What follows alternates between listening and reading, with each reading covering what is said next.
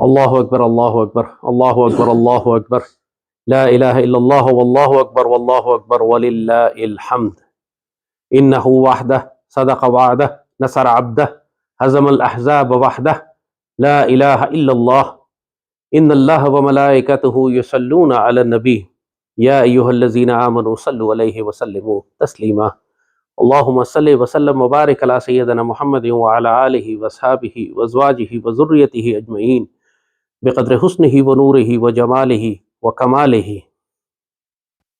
پچھلے جمعے کے خطبے میں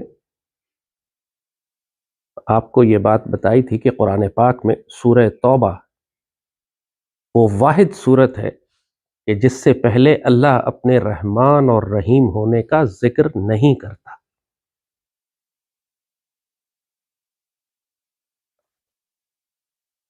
جب آپ قرآن پاک پڑھتے ہیں تو آپ کو اس میں اللہ کے مزاج کا پتہ چلتا ہے، کہاں پہ اللہ خوش ہے، کہاں پہ اللہ جلال میں ہے، کہاں اللہ نصیحت فرما رہا ہے، کہاں اللہ ڈرا رہا ہے، تنبیہ کر رہا ہے، کہاں خوشخبری دے رہا ہے۔ سورہ توبہ جلالی سورت ہے، یہاں اللہ جلال میں ہے، یہاں اللہ اعلان جنگ فرما رہا ہے،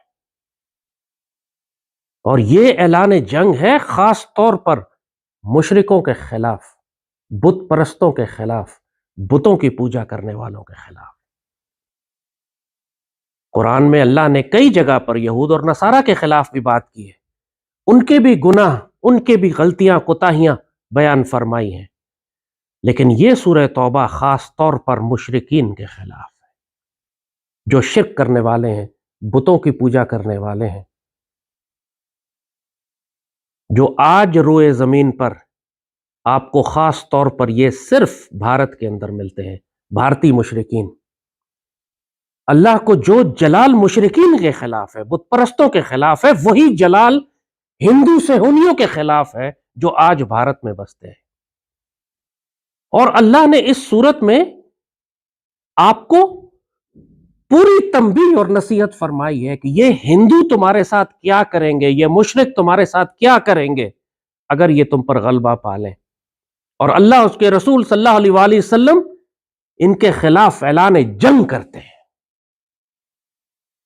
یہ سورہ توبہ صرف مکے کے مشرکین کے لیے نہیں ہے، مشرکین کے لیے ہے، اور آج دنیا میں یہ مشرکین جو بھارت میں بستے ہیں،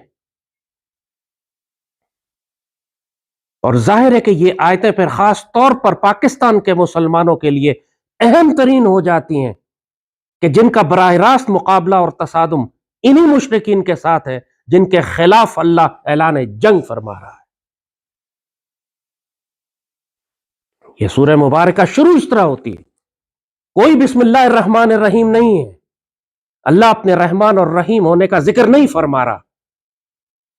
یہ سورت شروع اس طرح ہوتی ہے، برا من اللہ ورسولہ الی الذین عاہدتم من المشرکین، نفرت کا اظہار ہے اللہ اس کے رسول صلی اللہ علیہ وآلہ وسلم کی طرف سے ان مشرکین کے لیے جن سے تم نے معاہدے کیے ہوئے ہیں۔ اعلان جنگ ہے اللہ اس کے رسول صلی اللہ علیہ وآلہ وسلم سے ان مشرکین کے لیے جن سے تم نے انڈس واٹر ٹریٹی کی ہوئی ہے، جن سے تم نے معاہدے کیے ہوئے ہیں، جن سے تم نے تجارتی معاہدے کیے ہوئے ہیں۔ برات ہے اللہ کی، اللہ انکار کرتا ہے، اللہ ریجیکٹ کرتا ہے ان سارے معاہدوں کو، ان سارے مشرکوں کو جن سے تم نے معاہدے کر لیے ہیں۔ پاکستانیوں کے لیے بہت غور طلب آیتیں ہیں یہ، کیونکہ آج پوری مسلم دنیا میں ہم پاکستانی مسلمان وہ ہیں جن کا براہ راست تصادم ان مشرکین کے ساتھ ہے۔ یہود و نصارہ جیسے بتایا ان کے خلاف بھی اللہ نے جلال کا اظہار فرمایا ہے، مگر یہود و نصارہ کے معاملے میں اللہ نے معاملہ ذرا ہاتھ ہلکا رکھا ہے، جسے کہتے ہیں نرمی کا معاملہ رکھا ہے۔ مسلمانوں کو حکم ہے کہ وہ ان کی عورتوں سے نکاح بھی کر سکتے ہیں، ان کا حلال کھانا بھی کھا سکتے ہیں، ان کو اہل کتاب کہا ہے، اللہ نے مشرک نہیں کہا، گو کہ وہ شرک بھی کرتے ہیں۔ مگر قرآن میں خاص طور پر اللہ نے اہل کتاب میں سے بھی یہودیوں کے خلاف شدید ترین جلال کا اظہار فرمایا، مسلمانوں کو بتایا کہ تم دیکھو گے کہ مسلمانوں کے خلاف نفرت اور شدت میں اور ظلم میں تمہیں یا یہودی ملیں گے یا یہ مشرک ہندو ملیں گے. اور آج پوری مسلمان دنیا دیکھ لے کہ کس طرح ہندو مشرکوں اور یہودیوں کا اتحاد ہے مسلمانوں کے خلاف. اور اللہ جو پھر ان کی صفات بتاتا ہے، یہ بات ہمیں پاکستان کے مسلمانوں کو تو سب سے زیادہ سمجھ آنی چاہیے کہ اللہ نے 1400 سال پہلے قرآن پاک میں ان کی جو صفات بتائی ہیں ہم تو آنکھوں سے دیکھ رہے ہیں. اللہ نے فرمایا کہ جب یہ مسلمانوں پر غلبہ حاصل کرتے ہیں، جب ان کی حکومت بن جاتی ہے، جب یہ اختیار میں آ جاتے ہیں، جب ان کو طاقت مل جاتی ہے، تو اللہ تعالیٰ فرماتا ہے کہ یہ کبھی بھی وَكَيْفَ إِنْ يَظْهَرُوا عَلَيْكُمْ وَلَا يَرْقُبُوا فِيكُمْ إِلَّا وَلَا ذِمَّةً. جب یہ تم پر اختیار حاصل کریں گے تو کسی وعدے کی پابندی نہیں کریں گے، کوئی ذمہ داری نہیں اٹھائیں گے، یہ تم کو ہر موقع پر اپنا وعدہ توڑیں گے، ہر قسم توڑیں گے، ہر جگہ جھوٹ بولیں گے، ہر جگہ مکاری کریں گے. پھر یہ آگے بھی اللہ نے دوبارہ اس کے آیت کے بعد اللہ نے دوبارہ اس کو وہ فرمایا لا يرقبون فی مومنین الا ولا ذمہ واولئک هم المعتدون. جب مومنین کا معاملہ ان کے ہاتھوں میں جاتا ہے، یعنی جس طرح آج بھارت میں آپ دیکھ رہے ہیں کہ جس طرح حکومت آ گئی ہے ہندوؤں کی، تو سارے مسلمان جو ان کے نیچے رہ رہے ہیں ان کا کیا حشر کر رہے ہیں. یہ جینوسائیڈ بھی ہو رہا ہے، عزتیں بھی لوٹی جا رہی ہیں، جائیداد اور املاک کو بھی آگ لگائی جا رہی ہے، ان کی شناخت اور نام تبدیل کیے جا رہے ہیں، ان کے مدرسے بند کیے جا رہے ہیں، ان کی مسجدیں گرائی جا رہی ہیں، حتیٰ کہ ان کے قبرستان اکھیڑے جا رہے ہیں کہ نام و نشان نہ بچے مسلمانوں کا. اللہ نے تو قرآن میں لکھا تھا. یہی وجہ تھی کہ ہمارے بزرگ اور بابے جو تھے، جو قرآن پڑھتے تھے، انہوں نے کہا کہ ہم مشرکوں کے ساتھ نہیں رہیں گے، ملک کو بر اعظم کو کاٹ کے اپنا الگ وطن بنائیں گے. بابا اقبال نے اسی لیے اس وقت فرمایا تھا کریں گے اہل نظر تازہ بستیاں آباد. اور پھر ہوگا غزوہ ہند جو سیدی رسول اللہ نے جس کی بشارت فرمائی. جیسے سیدی رسول اللہ مدینہ تشریف لے گئے، وہاں جا کے اسلامی ریاست کو منظم کیا، اور آخر میں پھر ایک فتح مکہ کی آخری مہم ہوئی جس کے بعد مکہ فتح ہوتا ہے. اور یہی معاملہ پاکستان کے ساتھ اللہ نے رکھا ہے. جبھی بابا اقبال نے فرمایا تھا یہ چمن معمور ہوگا ایک مرتبہ پھر نغمہ توحید سے. ان مشرکوں کے ساتھ اللہ نے منع فرمایا. آیتیں سنو ذرا، سورہ توبہ کے اولین آیتیں دیکھو. جیسے بتایا کہ اللہ نے اپنے رحمان اور رحیم ہونے کا ذکر نہیں فرمایا. اللہ ایک شروع کرتا ہے برات من اللہ و رسول، نفرت ہے، انکار ہے اللہ کا، اس کے رسول صلی اللہ علیہ وآلہ وسلم کا، ان تمام معاہدوں سے جو تم نے مشرکین کے ساتھ کیے ہوئے. پھر اللہ فرماتا ہے صرف 4 مہینے، کیونکہ ہمارے معاہدے تھے تمہارے ساتھ، 4 مہینے گھوم لو دنیا میں، فسیحوا فی الارض 4 اشہر وَاعْلَمُوا أَنَّكُمْ غَيْرَ مُعْجِزِ اللَّهِ وَأَنَّ اللَّهَ مُخْزِي الْكَافِرِينَ. اچھی طرح جا، 4 مہینے کی تمہیں اجازت ہے، سامان سمیٹو، کاروبار سمیٹو، نکلو یہاں سے. اس کے بعد مسلمانوں کو حکم ہے وَأَذَانٌ مِّنَ اللَّهِ وَرَسُولِهِ إِلَى النَّاسِ يَوْمَ الْحَجِّ الْأَكْبَرِ. اور اذان ہے اللہ اس کے رسول صلی اللہ علیہ وسلم کے، اعلان کیا جاتا ہے اللہ اس کے رسول صلی اللہ علیہ وسلم کی حج اکبر کے موقع پہ. یہ خطبہ حجۃ الوداع کے بعد کی آیت ہے، جب مسلمانوں کو طاقت نصیب ہو گئی، جب مسلمانوں کے پاس طاقت آ گئی، جب وہ آیتیں آ گئی اذا جاء نصر اللہ والفتح. اب اللہ نے مسلمانوں کو حکم دیا کہ تلواریں نکال لو ان کے خلاف، اب معافی نہیں ہے. پہلے تو ہم گزارا کر لیتے تھے ان کے ساتھ، اب اللہ نے اسلام کو طاقت عطا فرما دی ہے، اب مشرکین کو کوئی گنجائش نہیں. فرمایا اذان ہے اللہ اس کے رسول صلی اللہ علیہ وآلہ وسلم کی طرف سے یوم الحج الاکبر ان اللہ بری من المشرکین. وہ آیتیں شروع ہوتی ہیں برات من اللہ سے، دوسری آیت اس کے بعد آتی ہے اللہ اس کے رسول بری ہیں مومنین سے. اب کوئی ذمہ داری بری ہے مشرکین سے، کوئی ذمہ داری اللہ اس کے رسول اب مشرکین کی اٹھانے پر تیار نہیں اٹھائیں گے، نکال دیے جائیں گے یہاں سے یہ. اور یہی حکم ہوا پھر آگے، اور آگے حکم ہے کہ جب یہ مہینے جو 4 مہینے رخصت دی گئی ان کو جب یہ گزر جائیں تو فَاقْتُلُوا الْمُشْرِكِينَ حَيْثَ وَجَدتُّمُوهُمْ. تو قتل کرو ان مشرکین کو جہاں تم ان کو پاؤ، جہاں تمہیں نظر آئے ان کو قتل کرو. وَخُذُوهُمْ وَاحْصُرُوهُمْ وَقْعُدْ لَهُمْ فِي كُلِّ مَرْصَدٍ. اور ان کو گرفتار کرو، ان کو پکڑو اور ان کو جگہ جگہ ایمبوش کرو جہاں تم ایمبوش کر سکتے ہو. قرآن کی آیتیں ہیں، یہ مشرکین کے خلاف ہے. اسی لیے تو کہتے ہیں کہ قرآن میں یہ بدبخت چیختے چلاتے ہیں کہ قرآن پر پابندی لگائی جائے، کیونکہ قرآن میں دہشت گردی ہے. ہماری قرآن میں جو جلال دکھایا گیا ہے وہ دہشت گردوں کے خلاف ہے. قرآن امن کا دین نہیں ہے، اسلام امن کا دین نہیں ہے، اسلام عدل کا دین ہے. یہ مسلمان اپولوجسٹ جو ہر وقت معافیا مانگتے رہتے ہیں، اپنے مسلمان ہونے پر شرمندہ ہیں، کہتے ہیں اسلام امن کا مذہب ہے. اسلام امن کا مذہب نہیں ہے، اسلام عدل کا مذہب ہے. جب عدل ہوگا تو امن ہوگا، اور عدل کے لیے تلوار چاہیے. دنیا میں کہیں بھی عدل بغیر تلوار کے نافذ نہیں ہوتا. پھر اللہ فرماتا ہے کہ جب آج کے دور میں اگر تم مشرکوں اور یہودیوں کا مزاج سمجھنا چاہتے ہو تو قرآن پڑھو. اللہ نے پوری ان کی فطرت بیان کر دی ہے. جو کچھ یہ مسلمانوں کے ساتھ کر رہے ہیں، جو ان کے آپس کے اتحاد ہیں، جو ان کی سازشیں ہیں، جو یہ جھوٹ بولتے ہیں، جو یہ دشمنی اپنے سینے میں رکھتے ہیں مسلمانوں اور اللہ اس کے رسول صلی اللہ علیہ وآلہ وسلم کے خلاف، یہ سب اللہ نے قرآن میں بتایا. ان کی پوری فطرت آگاہ کر دی ہے. زمانہ بدلتا رہے گا، ان کی فطرت نہیں تبدیل ہوگی. یہ آیتیں تو خاص طور پر پاکستان کے مسلمانوں کے لیے ہیں کہ جنہوں نے ان ہندو مشرکوں سے معاہدے کیے ہوئے ہیں. اور دیکھو وہ آج ان معاہدوں کا کیا کرتے ہیں تمہارے ساتھ. انڈس واٹر ٹریٹی کر کے تمہارا پانی بند کر دیا انہوں نے. پہلے وعدہ کیا کہ ہم تمہارے دریاؤں کا پانی نہیں روکیں گے. اب جب طاقت ان کو مل گئی، اختیار ان کو مل گیا، پہلے ہمارا کشمیر کا وعدہ کیا کہ کشمیر کو ہم آزاد کر دیں گے، لیکن جب طاقت ان کے ہاتھ میں آ گئی تو جا کے یک طرفہ طور پر قبضہ کر لیا، کہا جاؤ اب تو ہم پاکستانی کشمیر بھی لیں گے. کہاں گئے وہ سارے معاہدے جو دنیا کے سامنے کیے گئے تھے، جو آپس میں کیے گئے تھے؟ اللہ نے تو بتایا تھا کہ یہ کسی معاہدے کی پاسداری نہیں کریں گے. اللہ نے تو یہ خوارج کے بارے میں بھی بتایا تھا کہ یہ کسی معاہدے کی پاسداری نہیں کریں گے، اور ہم خوارج سے بھی معاہدے کرتے رہے. اللہ نے خوارج کے بارے میں بھی فرمایا تھا کہ جہاں دیکھو ان کو تلواروں سے قتل کرو. یہ کسی معاہدے کی پاسداری کرنے والے نہیں. ہم ان کے ساتھ سوات معاہدات ہوئی، وزیرستان معاہدات ہوئی، یہ معاہدہ کرتے رہے. معاہدہ کیا ان کو اب لا کر واپس افغانستان سے پاکستان میں آباد کر لیا.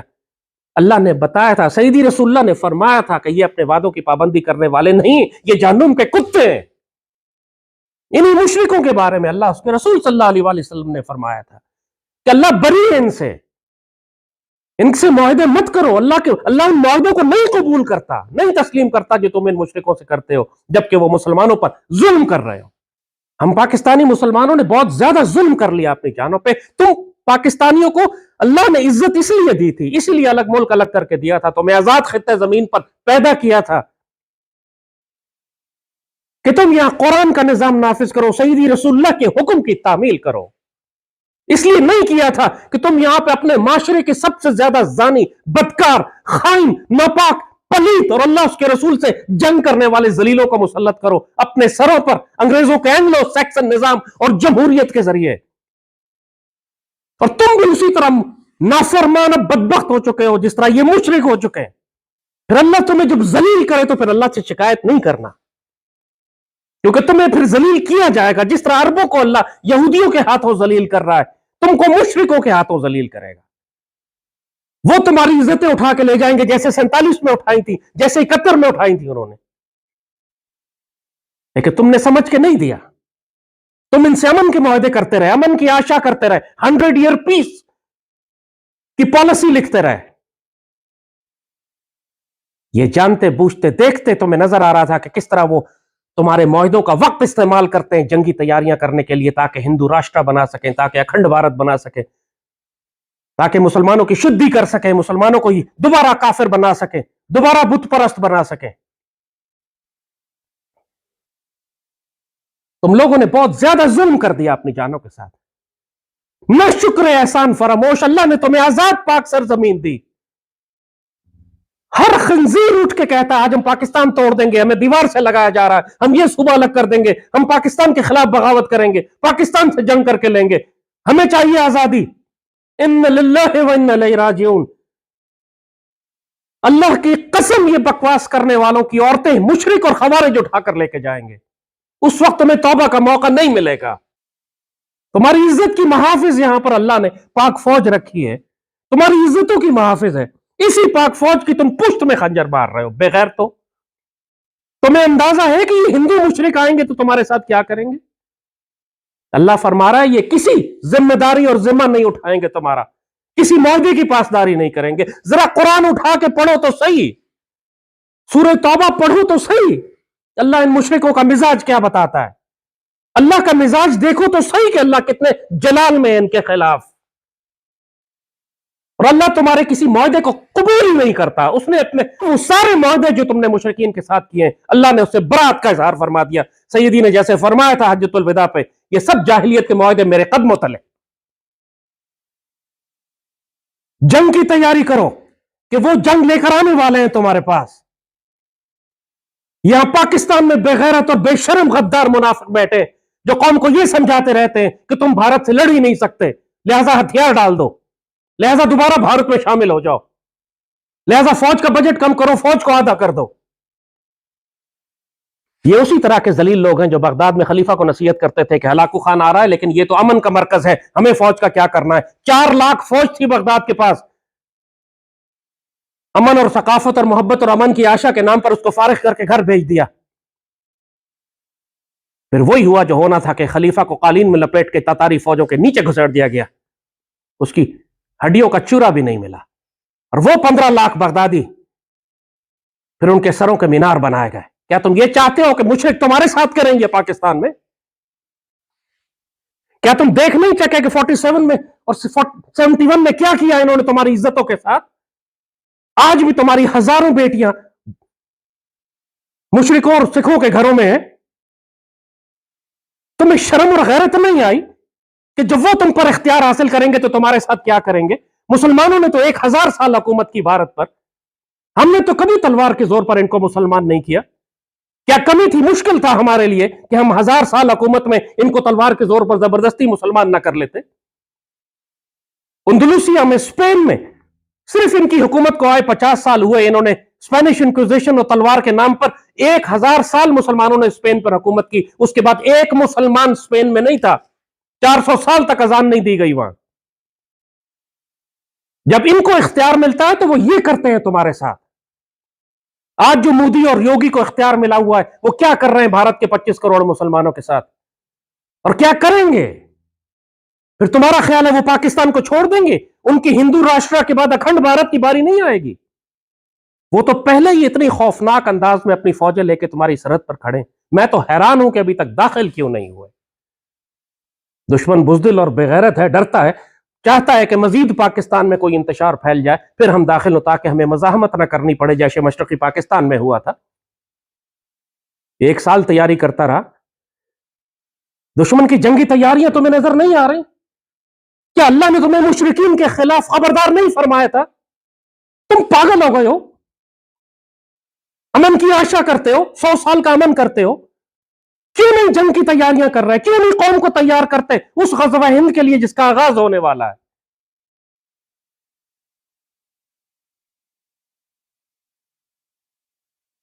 بزرگوں نے بہت پہلے کہا تھا، ہمیں بات سمجھ نہیں آتی تھی. اللہ کے بندے صاحب نظر صاحب بصیرت باتیں ہیں. اللہ ان کو آگاہ کرتا ہے کہ آنے والے اللہ کے راز کیا ہیں. کوئی خودی کا ترجمان ہوتا ہے، کوئی خدا کا رازدار ہوتا ہے، بابا اقبال نے جیسے فرمایا. اللہ کے بندوں نے کہا تھا کہ پاکستان میں جمہوریت کا ایک ایسا دور آئے گا کہ جس کے بعد پاکستان کے ایوان مچھلی بازار بن جائیں گے. آج دیکھو مچھلی بازار بنے ہوئے ہیں کہ نہیں؟ ایک دوسرے کو جوتے مار رہے ہیں، گالیاں دے رہے ہیں، نفس کی عزت محفوظ. یہ لگتا ہے یہ وہ لوگ ہیں جو قوم کی نمائندگی کر رہے ہیں. فرمایا پاکستان کے ایوان مچھلی بازار بن جائیں گے.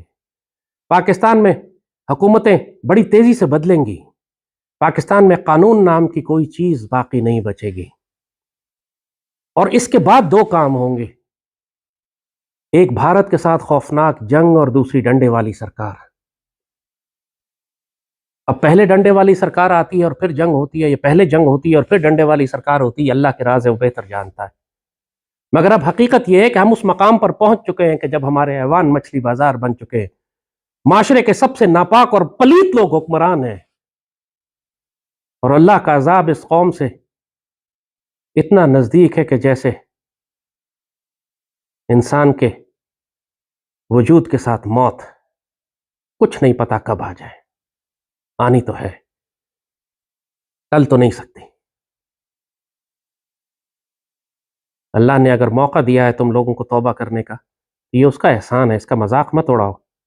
کہاں ہے غزوہ ہند، کدھر ہے غزوہ ہند، کب ہوگا، تو کب جا رہے ہیں آپ؟ ہمیں جانے کی ضرورت نہیں ہے، وہ تمہارے دروازے توڑتے ہوئے آئیں گے، آغاز اسی طرح ہوگا، اور تم تیار نہیں ہو۔ بہت برا حشر ہونے والا ہے اس قوم کا۔ تمہیں کوئی سیاستدان نظر نہیں آئے گا، تمہیں کوئی حکمران نظر نہیں آئے گا، تمہیں کوئی میڈیا والا نظر نہیں آئے گا۔ جن کو آج تم نہیں جانتے ہو وہی سرفروش ہوں گے جو وفا کی بازی اس وقت لگائیں گے۔ ہاں، لیکن ہمیں نقصان ہوگا۔ تم فلسطین سے سبق نہیں سیکھتے کچھ، کہ دنیا میں اب کوئی قانون باقی نہیں رہا ہے۔ جس بے دردی سے اور بے رحمی سے فلسطین کے مسلمانوں کو ذبح کیا جا رہا ہے، پوری دنیا میں کوئی قانون باقی ہے؟ کوئی اقوام متحدہ، کوئی سیکیورٹی کاؤنسل، کوئی انٹرنیشنل کورٹ آف جسٹس، کوئی OIC، کوئی یورپین یونین، کوئی نیٹو؟ وہ تو سب شامل ہیں اس قتل عام میں۔ تو تمہارا کیا خیال ہے کہ بھارت کے ساتھ تمہاری جنگ ہوگی تو وہ کون سی ورلڈ کمیونٹی ہے، کون سی عالمی کمیونٹی ہے جو تمہیں بچانے آئے گی؟ جو تم یہ آسرا لگا کر بیٹھے ہو کہ جب بھارت کے ساتھ جنگ ہونے لگے گی تو فوراً ہی عالمی طاقتیں آ جائیں گی جنگ رکوانے کے لیے۔ کیا ان عالمی طاقتوں نے یوکرین میں جنگ رکوا لی؟ کیا ان عالمی طاقتوں نے غزہ میں جنگ رکوا لی؟ کیا مشرق وسطیٰ میں جو جنگ پھیل رہی ہے، جو پھیلتے پھیلتے سب مسلمان ملکوں میں جائے گی، وہ انہوں نے رکوا لی؟ یہ تو وقت ہے جنگیں پھیلانے کا۔ ہر کوئی اپنے بل پر ہے۔ اگر تمہارے بازوؤں میں طاقت نہیں ہے تو کوئی دوسرا آ کے تمہیں نہیں بچائے گا۔ اور تم تو اللہ اس کے رسول صلی اللہ علیہ وآلہ وسلم کے گستاخ بھی ہو، تمہیں تو اللہ بھی نہیں بچائے گا۔ ایک مسلمانوں کا آسرا تھا، ایک مسلمانوں کی امید تھی کہ اللہ اس کے رسول ہمارے ساتھ ہیں۔ اللہ اس کے رسول صلی اللہ علیہ وآلہ وسلم پاکستان کے ساتھ ہیں۔ پاکستانیوں کی تو ٹھیک سے ٹھکائی ہونے والی ہے۔ یہ پاکستان رہے گا، تم اس میں ہو یا نہ ہو۔ جاؤ قبرستان دیکھ لو، لاکھوں دفن ہیں، وہ آئے اور چلے گئے، پاکستان ہے۔ ان سارے فرعونوں کو دیکھ لو جو پاکستان پر مسلط ہوئے اپنے وقتوں میں، سب قبر کے گڑھوں میں جا چکے ہیں، پاکستان ہے۔ تم سارے بھی دفن کر دیے جاؤ گے، پاکستان رہے گا انشاءاللہ۔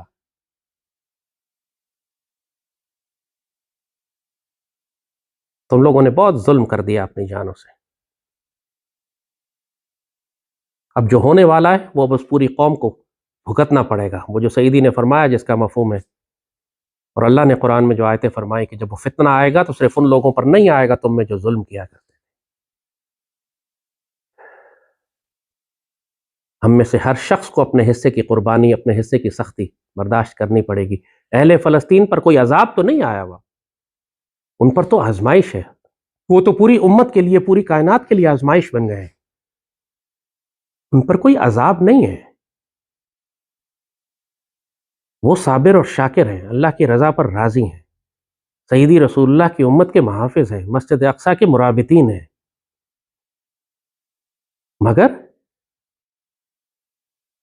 جس طرح کے ناشکرے، احسان فراموش اور اللہ اس کے رسول صلی اللہ علیہ وآلہ وسلم سے بغاوت کرنے والی قوم ہم پاکستانی بن گئے ہیں، ہم پر عذاب آئے گا، آزمائش نہیں آئے گی، ہمیں سزا لگے گی اور بہت بری لگے گی۔ ابھی بھی اللہ تم کو ذلیل کر رہا ہے، جب بھوک اور خوف کے عذاب میں مسلط کیا ہوا ہے اس نے۔ ہر کوئی چیخیں مار رہا ہے کہ بل بہت زیادہ آ رہے ہیں، مہنگائی بہت ہو گئی ہے۔ یہ بھوک کا عذاب ہے۔ جب اللہ کسی قوم پر احسان کرتا ہے تو اس سے بھوک کا عذاب اور خوف کا عذاب دور کرتا ہے۔ فَلْيَعْبُدْ رَبَّ هَٰذَا الْبَيْتِ الَّذِي أَطْعَمَهُم مِّن جُوعٍ وَآمَنَهُم مِّن خَوْفٍ۔ تو شکر ادا کرو اس مالک کا جس نے تمہیں بھوک میں کھانا کھلایا ہے، تمہاری معیشت بہتر کی اور تمہیں خوف سے امن بخشا، تمہاری سیکیورٹی بہتر کی۔ اور جب اللہ عذاب دیتا ہے تو تمہیں بھوک کے عذاب میں مبتلا کرتا ہے، خوف میں مبتلا کرتا ہے، اور تیسرا اس کا بڑا خطرناک عذاب ہے جب دشمنوں کو تمہارے اوپر مسلط کر دیتا ہے۔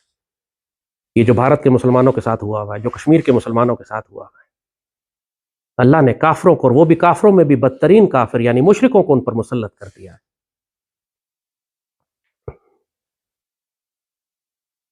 اور اب پاکستانیوں کی باری بہت نزدیک ہے۔ میرے مالک اس بات کے گواہ رہنا، میرے رب اس بات کی گواہ رہنا، اللہ اس کے رسول صلی اللہ علیہ وآلہ وسلم اور ملائکہ کو ہم گواہ بنا کر کہتے ہیں، میرے مالک ہم غزوہ ہند کے لیے تیار ہیں۔ ہماری نیت ہے کہ اللہ ہم کو غزوہ ہند میں شرکت کی اجازت عطا فرمائے اور دہلی کی فتح نصیب ہو، اور ہم اس جماعت میں شامل ہوں جس کے بارے میں سیدی رسول اللہ نے خوشخبریاں اور بشارتیں عطا فرمائی ہیں، جو دہلی کی فتح کے بعد پلٹے گی اور شام میں فلسطین جائے گی اور یہودیوں کے خلاف لڑے گی اور وہاں عیسیٰ علیہ السلام کو پائے گی۔ میرے مالک ہمیں اس جماعت میں شامل فرمانا جو خلافت المنہاج النبوہ کے لیے جد و جہد کرے، اس کو قائم اور نافذ ہوتے دیکھے، اس کے نصیب میں رہے۔ ہمیں اپنے شیر اور اپنی تلواریں بنانا میرے مالک، ہمیں ان ظالموں میں شامل نہ فرمانا جن پر آپ نے جلال کا اظہار فرمایا، جو خسارے میں رہے، جنہوں نے مشرکوں سے دوستیاں کی، جنہوں نے ہنود اور یہود سے دوستیاں کی، جنہوں نے سیدی رسول اللہ کے دین کو رسوا کیا۔ ہمیں وہ ہاشمی نہ بنانا جو بیچ رہا ہے آبروئے دین مصطفیٰ۔ اردن کا بادشاہ اپنے آپ کو ہاشمی کہتا ہے، بیچتا ہے آبروئے دین مصطفیٰ۔ ہمیں وہ خادم الحرمین شریفین نہ بنانا کہ جو سیدی رسول اللہ کی امت کو فروخت کر دیتے ہیں۔ قرآن پاک میں اسی سورہ توبہ میں آگے اللہ نے آیتیں نازل فرمائی ہیں، کیا تم نے یہ سمجھ لیا ہے کہ جو مسجد حرام کی حفاظت کرتا ہے، اس کا دھیان کرتا ہے، وہاں حاجیوں کو پانی پلاتا ہے، کیا وہ اس کے برابر ہے جو اللہ اس کے رسول صلی اللہ علیہ وآلہ وسلم کی راہ میں جہاد کرتا ہے؟ تو کیا اور مسجد حرام کی عمارت اور مسجد حرام کی خدمت کرنے کا حق تو صرف اس کو ہے جو اللہ اس کے رسول صلی اللہ علیہ وآلہ وسلم سے ڈرے۔ یہ ان لوگوں کا حق نہیں ہے جو کفار اور مشرکین کے ساتھیوں اور مشرکین سے ڈرتے ہو اور خوف کھاتے ہو۔ سورہ توبہ میں پوری آیتیں آل سعود کے بارے میں اتری ہیں، آج کے سعودی حکمرانوں کے بارے میں پوری سورہ توبہ کی آیتیں ہیں۔ جاؤ کھولو سورہ توبہ اور پڑھو کہ اللہ وہاں کیا فرماتا ہے۔ وَمَا كَانَ لِلْمُشْرِكِينَ أَن يَعْمُرُوا مَسَاجِدَ اللَّهِ وَشَاهِدِينَ عَلَى أَنفُسِهِم بِالْكُفْرِ، مشرکین کے لیے یہ جائز نہیں ہے کہ وہ اللہ کی مساجد کے ذمہ دار ہوں جبکہ خود ان کا پورا وجود کفر اور شرک پر گواہی دے رہا ہو۔ آگے کی آیتیں پھر انما یامر مساجد اللہ من آمن باللہ ورسول، اللہ کی مسجدوں کی حفاظت اور ان کی عمارت تو وہی کر سکتا ہے جو اللہ اس کے رسول صلی اللہ علیہ وآلہ وسلم سے ڈرتا ہو، زکوٰۃ دیتا ہو، اللہ سے اور اللہ کے علاوہ کسی سے نہ ڈرے۔ آیت ہے قرآن کی لم یخش الا اللہ، کیا یہ اپنے حکمرانوں کے بارے میں ہم کہہ سکتے ہیں کہ یہ اللہ کے علاوہ کسی سے نہیں ڈرتے؟ یہ سب مشرک ہیں، یہ سب اللہ کے علاوہ ہر طاقت سے ڈرتے ہیں۔ پھر آگے آیتیں ہیں کہ کیا تم نے یہ سمجھ لیا ہے کہ حاجیوں کی خدمت کرنا اور مسجد حرام کا دھیان کرنا اس کے برابر ہو سکتا ہے کہ جو اللہ کی راہ میں جہاد کرے؟ کیا یہ دونوں برابر ہیں؟ ایک دفعہ سورہ توبہ پڑھ لینا، تمہیں اللہ کا جلال محسوس ہوگا اور دیکھنا کہ تم کہاں کھڑے ہو، کہیں تم اس درجے میں نہ ہو کہ جس پر اللہ نے جلال کا اظہار فرمایا ہے۔ اپنے اندر اپنی نیت پاک کرو، انما الاعمال بالنیات، عملوں کا دار مدار نیتوں پر ہوتا ہے۔ جو بھی کام تم اپنی زندگی میں کرو یہ نیت کر لو کہ میرے مالک یہ سیدی رسول اللہ کی محبت اور خدمت میں پاک سرزمین کی حفاظت کے لیے اور غزوہ ہند کے لیے کر رہا ہوں۔ پھر تمہارا کھانا کھانا، روٹی پکانا، نوکری کرنا، پیسے جمع کرنا، ورزش کرنا، سب کچھ اللہ تعالیٰ اجر میں لکھ دے گا، کیونکہ تمہاری نیت یہ ہے کہ تم اپنے آپ کو تیار کر رہے ہو آنے والے غزوہ ہند کے لیے، اور یہ نیت رکھو کہ مالک ہمیں اجازت اور توفیق عطا فرما تو ہم بیت المقدس شریف فلسطین جا کے بیت المقدس شریف کو آزاد کرائیں اور یہودیوں کو پتھروں کے پیچھے سے گھسیٹ کر اس طرح قتل کریں جیسے سیدی رسول اللہ نے بشارت عطا فرمائی۔ نیت تو کرو۔ اگر تم کو اللہ تعالیٰ یہ موقع دیتا ہے، تمہاری خوش نصیبی نہیں دیتا تب بھی تم خوش نصیب ہو کہ تمہیں کم از کم اس کا اجر تو اللہ دے گا، تمہیں غافلوں میں تو نہیں لکھے گا۔ میرے مالک گواہ رہنا، اللہم صلی وسلم وبارک علی سیدنا محمد وعلی آلہ وصحبہ وسلم، میرے مالک گواہ رہنا۔ اللہم ارزقنا غزوۃ الہند وفتح دہلی، اللہم ارزقنا غزوۃ الشام وفتح القدس، اللہم ارزقنا خلافت المنہاج النبوہ وحیات الطیبہ ورزق الکریم وحسن الخاتمہ، اللہم اجعلنا ممن نصر دین سیدنا محمد صلی اللہ علیہ وسلم، اللہم لا تجعلنا ممن خزی دین سیدنا محمد صلی اللہ علیہ وسلم، اللہم ارزقنا خلافت المنہاج النبوہ وحیات الطیبہ ورزق الکریم وحسن الخاتمہ وموت الشہادہ، صلی اللہ تعالی علی خیر خلقہ نور عرشہ زینت فرشہ سیدنا محمد وعلی آلہ وصحبہ وسلم، آمین یا رب العالمین۔